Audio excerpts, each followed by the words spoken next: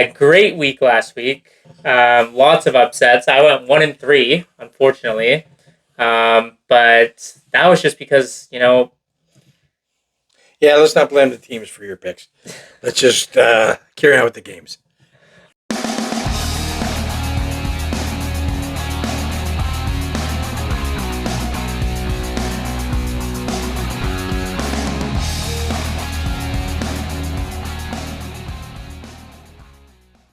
All right. What's up, guys? Cody here with Don on the Outbound Sports Podcast. Today we've got CFL Power Rankings, episode number 10.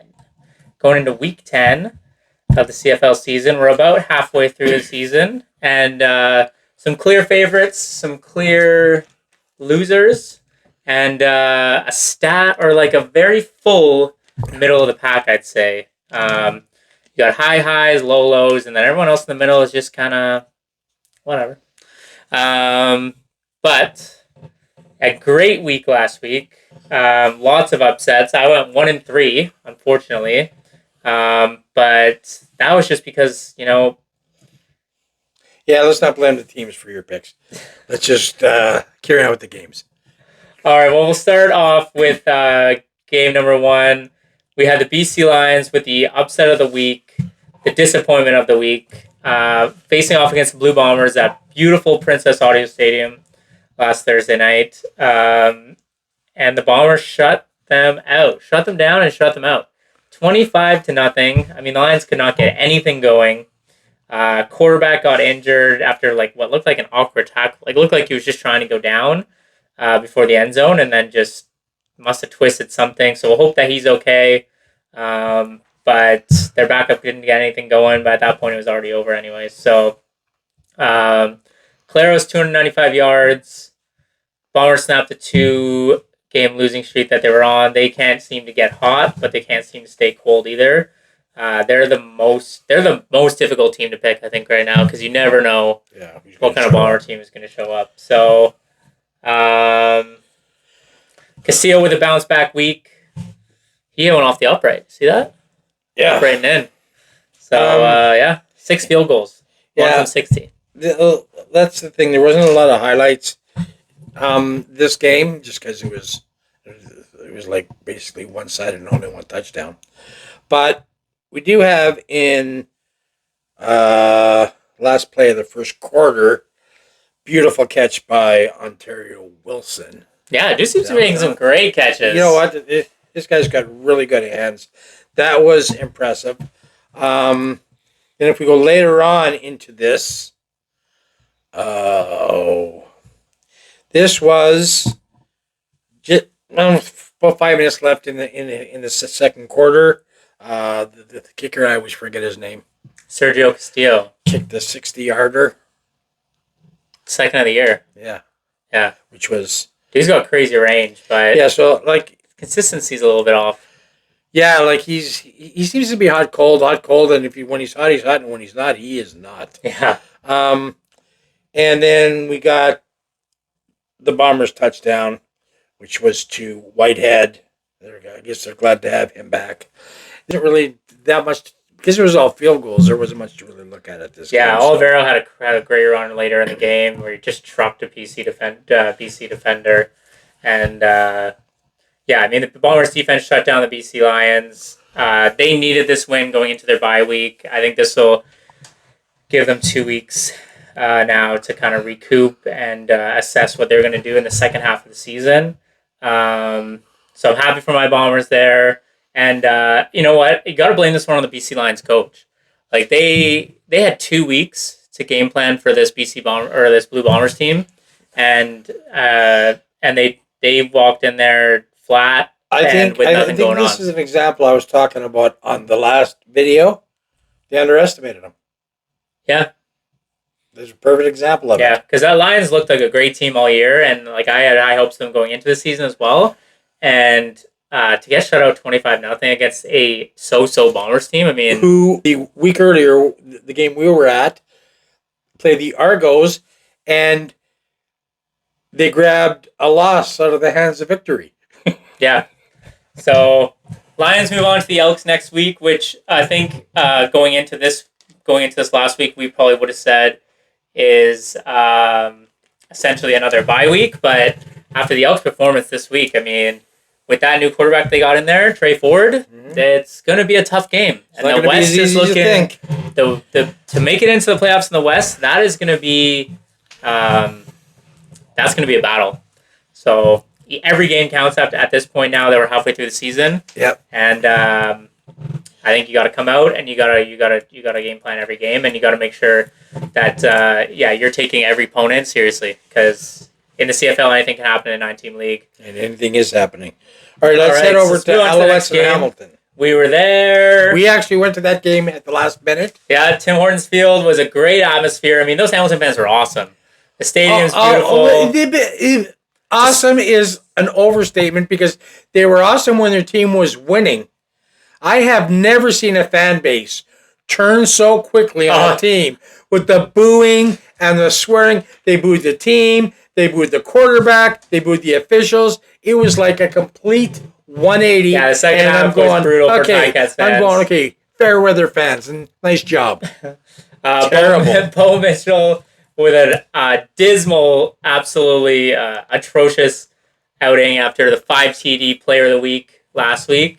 But he did throw 2 picks, and I think for sure the first pick should have counted as a completion, because he threw it right at that guy. Yeah. I mean, 240 yards, but and they threw, I think he got a garbage touchdown at the end of the game. After we left, we heard the fireworks go off because it didn't really count. That doesn't count as garbage time. Alouettes went out there starting Davis Alexander, who won them the game 2 weeks prior after Fajardo, or after their other quarterback went out. Yeah, and 262 yards, 1 touchdown for the kid. So, well, like, he started off slow. We were saying that. He was slow for the first half, but second half... Once he got into his groove, it was impressive to watch. So, the thing is, we got Hamilton, who scored first on a Alexander interception. Yeah, pick 6. That was exciting. And that happened in between about 20, and then no one touched the guy as he fell down, so he took that into the house, and that was done. And then, and then after that, we've got, let me see, we're into the second quarter. Nice touchdown catch for the Alouettes. I sure wish I knew the guy's name, but it was a beautiful catch. Yeah. And, I know I forgot his name. That's all. And then we get into the third quarter. And again, this same guy catches the ball. They called it a touchdown. Oh, and then they no, down. Yeah, the one. At the one. Yeah. It's a beautiful catch, though. Let's see if I can catch the guy's name. Ryder, maybe? I don't know. And then finally, we've got Bo Levi throwing his second pick. This thing, the catch on this was incredible, because the guy's basically diving in the air, grabs it, turns it upfield, and it was, at that point, it was basically good night, Irene, because at that point it was 17-8, and you could just see Hamilton wasn't getting anything going at all. Yeah, Hamilton wasn't getting anything going, and the Alouettes' defense was stifling as well. Like the whole game they were stifling. Yeah, they really suffocated Hamilton that game, and then the offense just picked them apart, especially in that fourth quarter. Like, they were methodically just taking, using time management, marching down the field, like making plays. Like, there was one play when Davis Alexander, they were backed up at their own end zone. He scrambles in the end zone, voids the tackle, throws it down for first down. At that point, you could hear a pin drop. The stadium just went silent. Like, they were like, all right, this is a chance to kind of get the ball back.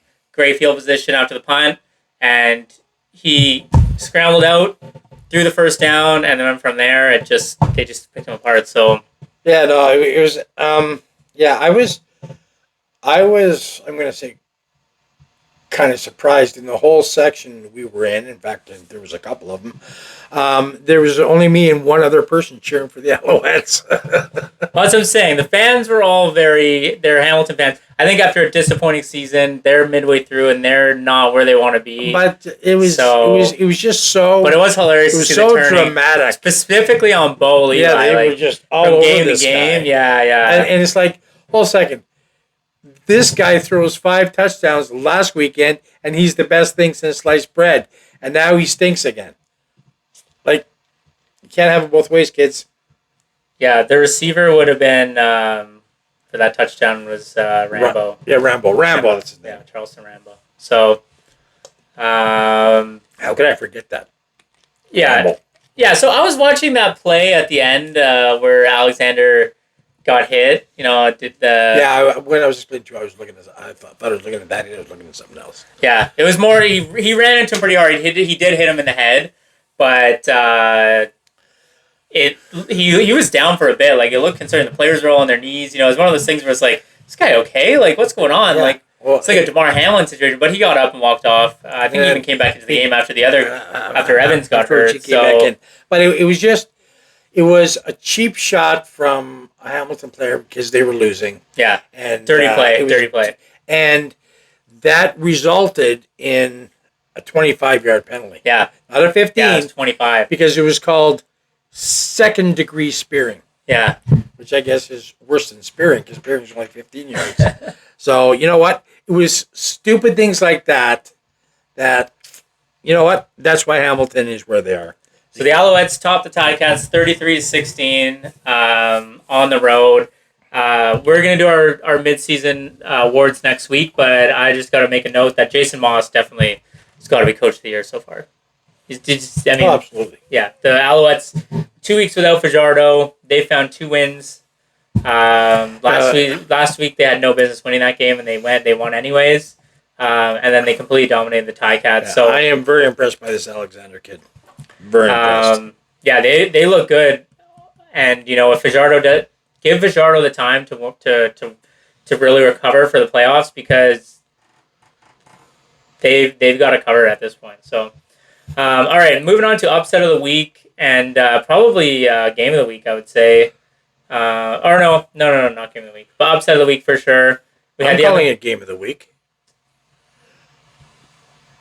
For sure, I would say Argos Stamps is game of the week. I watched that game. It was not the game of the week. No, that's true, because the St. Peter's didn't get anything going in the first 3 quarters. All right, so we got Elks at Rough Riders. Beautiful Mosaic Stadium as always. I mean, every time I watch the games there, I just think it's such a great place. And they started off that game. Holy crap! I mean, first play of the game, Buddy catches the ball off the kickoff. Mario Alfred. Yeah. See, I got one. Super Mario. And he takes that all the way to the house. 101 yards after he bobbles the ball. And from there, you thought, okay, here's another loss for the Elks. Bury them now. Game's over. Season's over. Even with Trey Ford starting, I thought this game was done. That's what I thought too. But it's the CFL, and anything can happen in the CFL, and that was proven to us. And then if we go to 2 minutes left in the first quarter, Ford throws just a bomb, and the guy takes it. I got to remember these guys' names. I got to mark that down. Do you have who scored the touchdown there? He just takes it all the way to the house. This was like a 90-yard play. Getting old. That memory's getting a little loose, eh? Oh, Jones. There we go. It was Jones.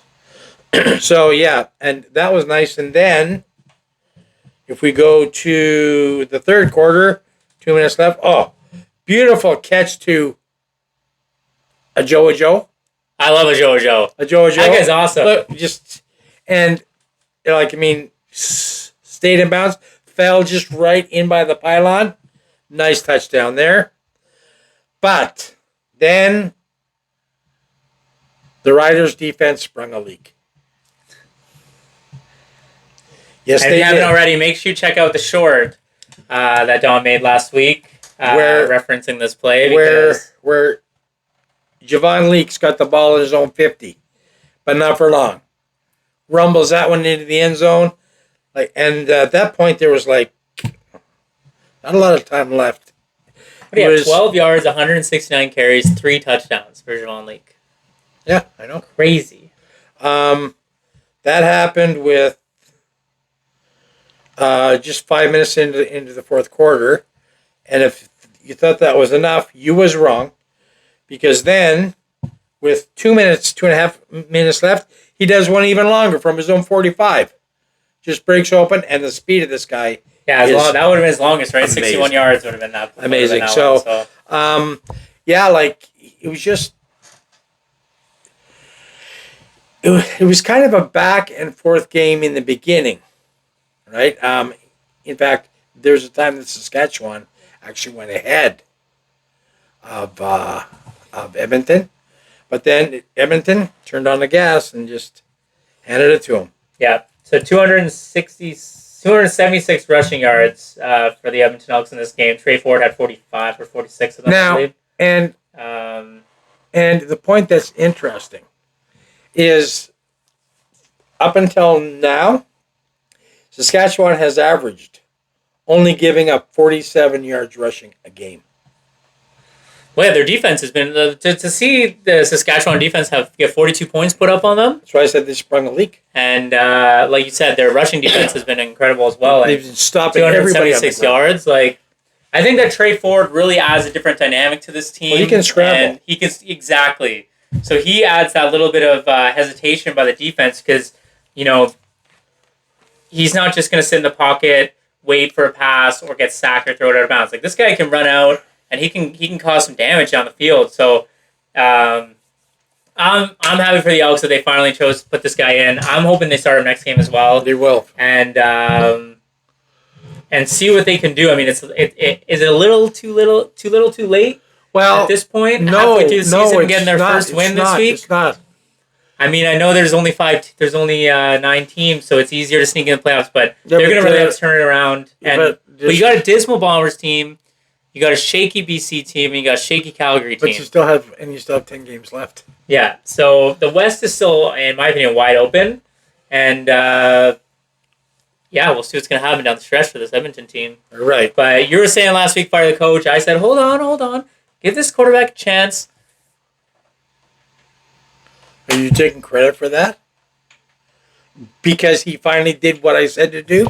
I told him All to I'm start saying is forward. I said, give it some patience. Let's see what's going to happen next week. Bam! 42-31. You know what? Just imagine if in the game before he would have put Ford in earlier, except he put him in with 10 minutes left in the fourth quarter.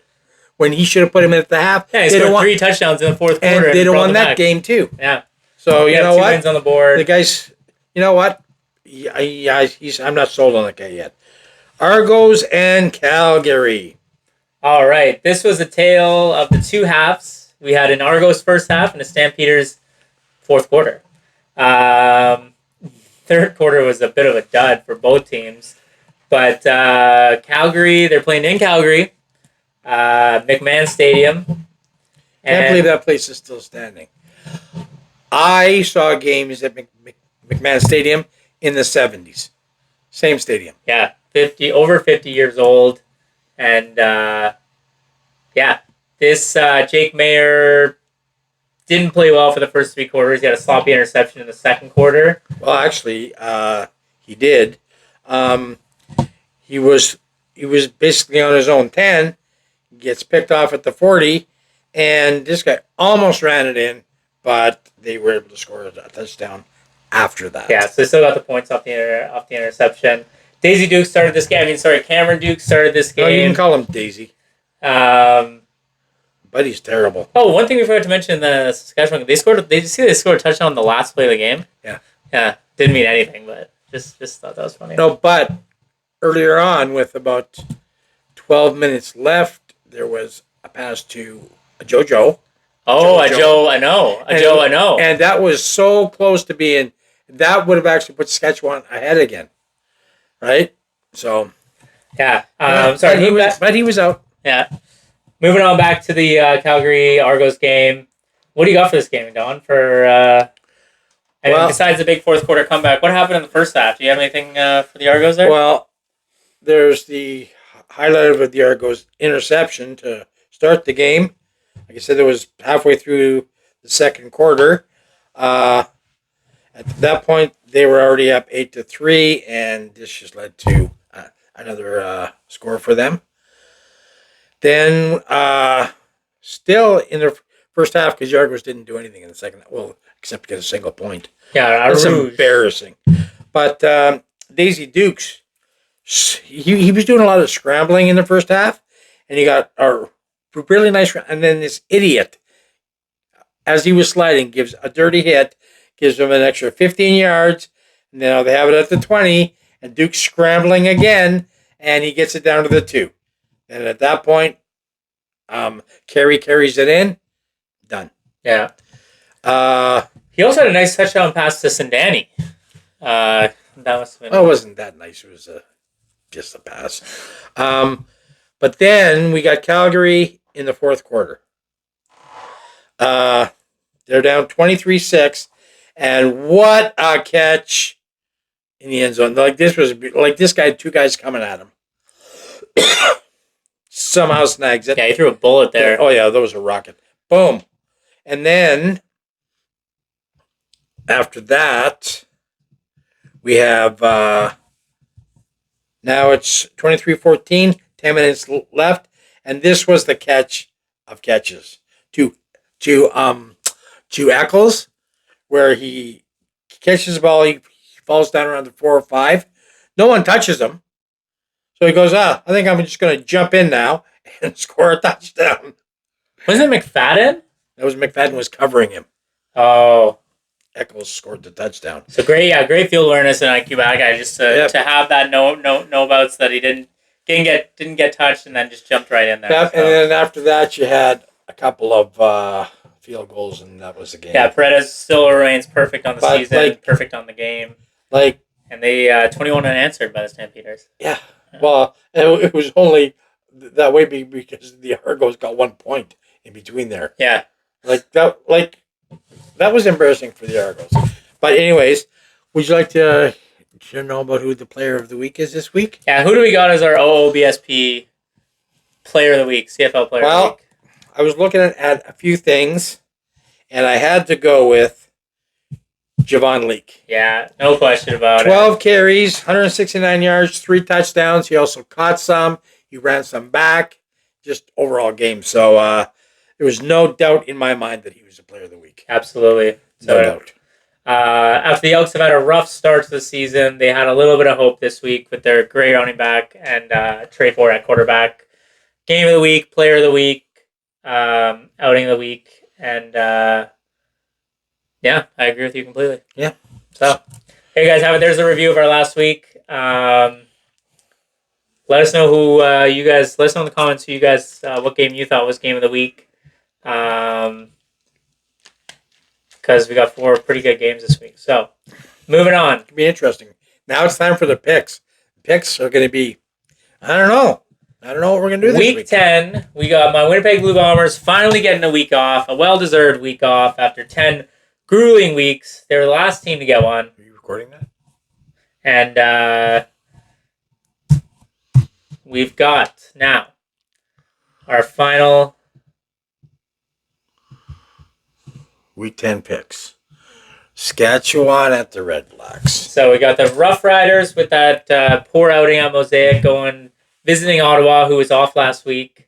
And so is this the battle of the 5 and 2s or what? Could be. Yeah, I believe it is.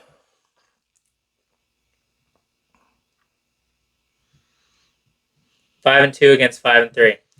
So, Don, who you got in this game? Well, I know Ottawa is really good at home, but Saskatchewan is not going to let that happen again. I'm going Riders. Don's got the Rough Riders, and that's not a bad pick. But like you always say, till they lose, picking them. So, going Ottawa Red Blacks for this one. Red Blacks at home seem to be unstoppable. They just had a week off. They got 2 weeks to prepare for this Rough Riders team. I don't think, they look hot, cold. So I'm calling with the Red Blacks in this one. All right, St. Peter's at the Argos. This is a tough one for me. I mean, St. Peter's have yet to win on the road, and the Argos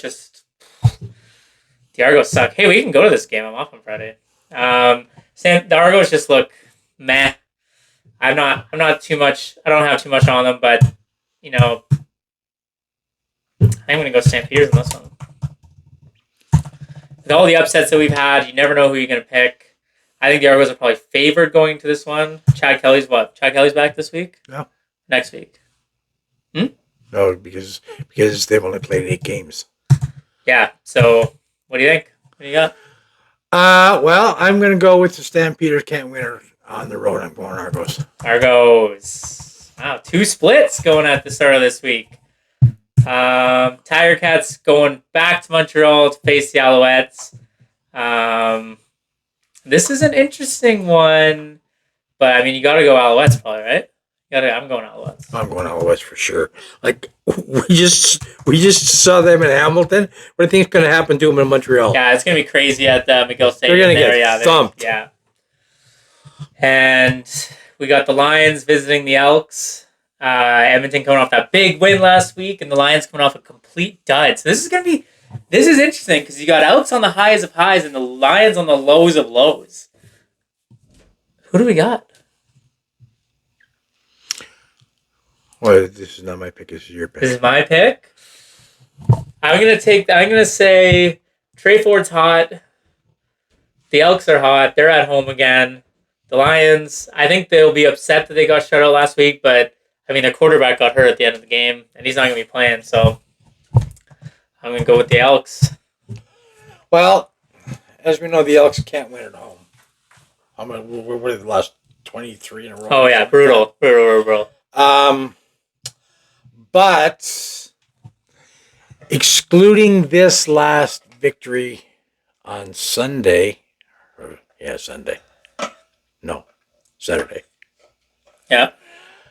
The last win they had, Ford was a quarterback. Yeah. So I'm going Elks. Going Elks on this one too. All right.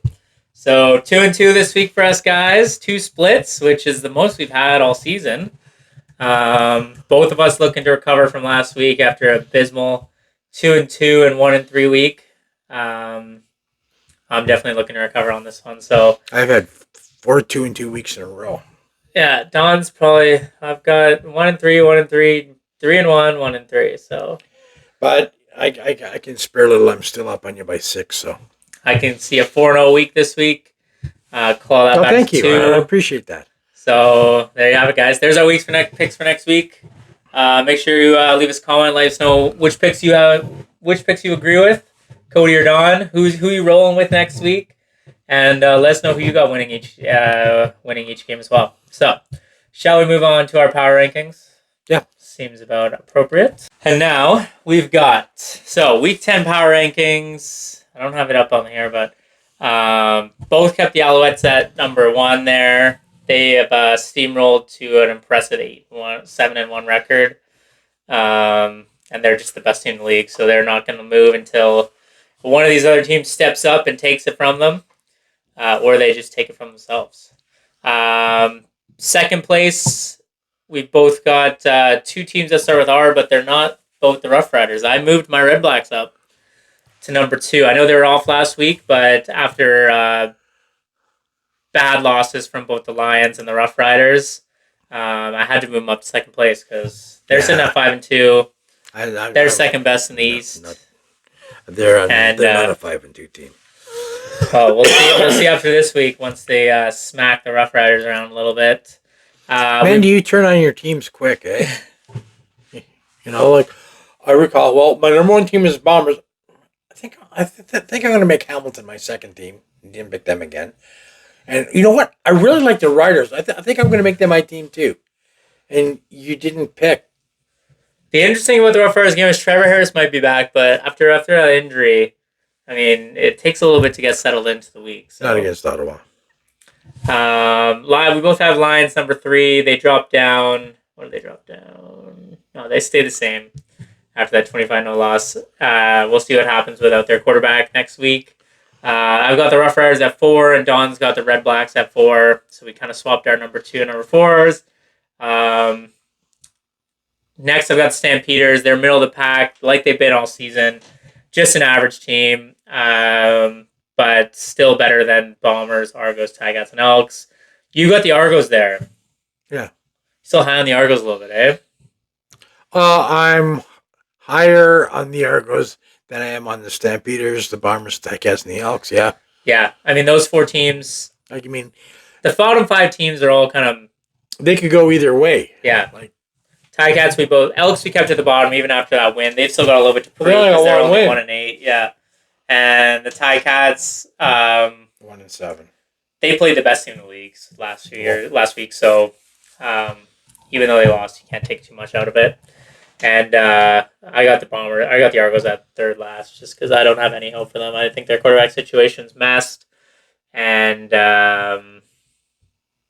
besides that, they're not an exciting team to watch. I do not like the Argonauts. All right, so there you guys have it. Week 10 power rankings. Let us know what you would change. Who you got where?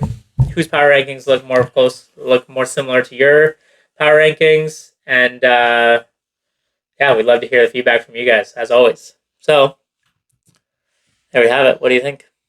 Yeah, I Anything, think Dad? I just think it'll be interesting. I'm really hoping that there's not a lot of upsets this week, even though I know Ottawa is favored over Saskatchewan, but only by 1.5. The Argos are favored over Stampeders. Excuse me, by a point. Alouettes are favored by Hamilton by 7.5, and I don't know what BC's favored over the Elks. I couldn't find that today, so. Yeah, I'd imagine BC is 1.5. Okay, 1.5. So, yeah, I know Edmonton's actually favored in that game. Yeah, well, 1.5. I don't know. I don't know who picks these things out of their ass, but I don't know. But either way, I think it'll be interesting, and you're either going to be down by 4 or down by 8. Yeah. At the end of this week. So I will be glued to the game Thursday night. Yeah, Rough Riders and Red Blacks. I think that for me is going to be game of the week. If you're looking at all these other ones, I'm excited. I would be excited for that as well. If I could watch that, I'd be checking it out.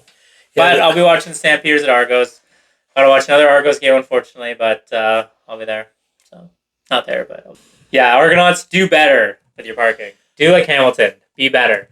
Yeah, like in Hamilton, we got to park for free, and we got really, really good price tickets. Really great seats. We were down by the 35. Yep. Not too 9 far rows up. back. Yep. Yeah, they were awesome seats. And a lot of fans there. A lot of people in the little drinking area, which is the little Coors Light. Oh, that thing was full like an egg. The whole night. That thing was packed with people. I think people eventually just were trying to drown their sorrows at some point. That was almost like a inside tailgate party almost. Yeah. There's just, I don't know how, there had to be like 1,000 people or more. Yeah, I could not imagine getting just drunk standing around just $25 beers. Please. Crazy. Don't get me started on that. All right, guys, there you have it. There's another CFL week in the books. Week 10 coming up tomorrow night. Got Rough Riders at Red Blacks, Stampeders at Argonauts, Ticats at Alouettes, and Lions at the Elks. So, yeah, that's it for this week, guys. And we'll see you next week for another Power Rankings video and another review of our CFL action. See you later.